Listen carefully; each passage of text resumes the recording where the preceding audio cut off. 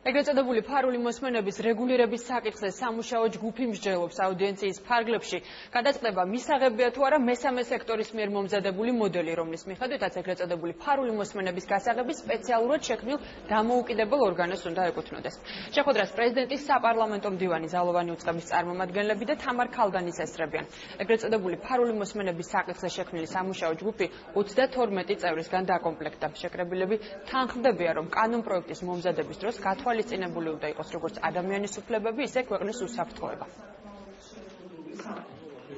ჩვენი პოზიცია და მოსავალი წერტილი არის ის, რომ მოქალაქეს საზოგადოებრივობას არ შეექმნას უსაფრთხოების პრობლემა.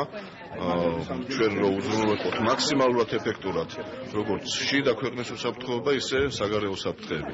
აქედან გამომდინარე, ჩვენ შევეცდებით, რომ მოვძებნოთ კომპრომისული ვარიანტები და დღეს პირველი შეხვედრა და შემდგომ უკვე ალბათ დავხვეწავთ. ამ სამუშაო ჯგუფის მიზანი გარდა საკონსტიტუციო სასამართლოს გადაწყვეტილებიდან გამომდინარე მისაღები ცვლილებებისა, ასევე უნდა იყოს პრაქტიკაში არსებული ყველა პრობლემის შესწავლა და სათანადო გადაწყვეტილების მოძიება, იმისთვის რომ პირადი ცხოვრების ხელშეუხებლობა იყოს გარანტირებული და გარკვეულ შემთხვევებში გამოძიების ინტერესებიც იყოს გათვალისწინებული. ჩვენ არ უნდა დაგვავისდეს რა სისტემიდან მოვდივართ და ეს სისტემა ხასიათდება მარტივად იმით, რომ ჩვენს ქვეყანაში არსებობდა მრავალათასიანი ერთეულის არქივი, რომლის მეშვეობითაც ხდებოდა ადამიანების პოლიტიკური მოღვაწეების მართვა, შანტაჟი, დევნა.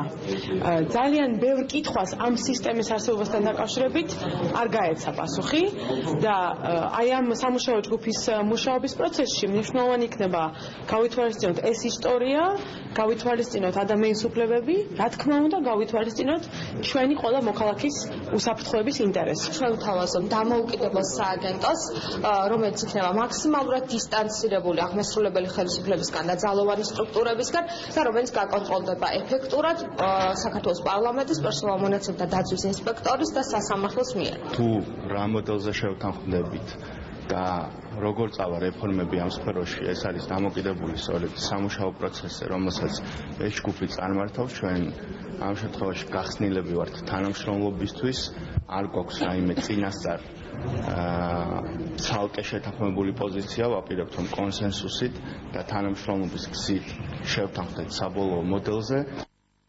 პრეზიდენტი